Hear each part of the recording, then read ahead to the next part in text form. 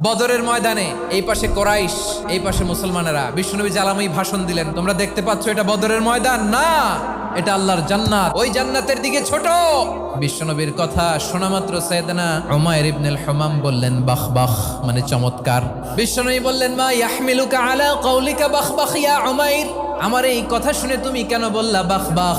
ইয়া রাসূলুল্লাহ, আপনার এই কথা শুনে আমি বড্ড খুশি হয়েছি, আর আমি প্রত্যাশা করছি আমি যদি ওই জান্নাতের মালিক হতে পারি তাহলে কতই না ভালো হতো। সুবহানাল্লাহ বলেন। বিশ্বনবী বললেন উমাইর আনতা মিন আহলিহা, তুমি ওই জান্নাতের অধিবাসী, তুমি জান্নাতি। উমাইর চিন্তা করলেন আমি জান্নাতি, নবীর মুখ দিয়ে যখন বেরোইছে ওই জান্নাতে তো আমার ঢুকতেই হবে, কিন্তু হাতে 3টা খেজুর খেয়ে যদি জেহাদের ময়দানে যাই তাহলে জান্নাতে যেতে তো দেরি হয়ে যাবে। এই চিন্তা আসা মাত্রই খেজুর 3টাকে তিনি ছুঁড়ে মারলেন, তলোয়ার বের করে আল্লাহু আকবার বলে বদরের ময়দানে ঝাঁপিয়ে পড়লেন। আল্লাহর শত্রুদেরকে কচুকাটা করে এক পর্যায়ে শাহাদাতের সুধা পেয়ে নিজেও জান্নাতি হয়ে গেলেন। পড়েন সুবহানাল্লাহ।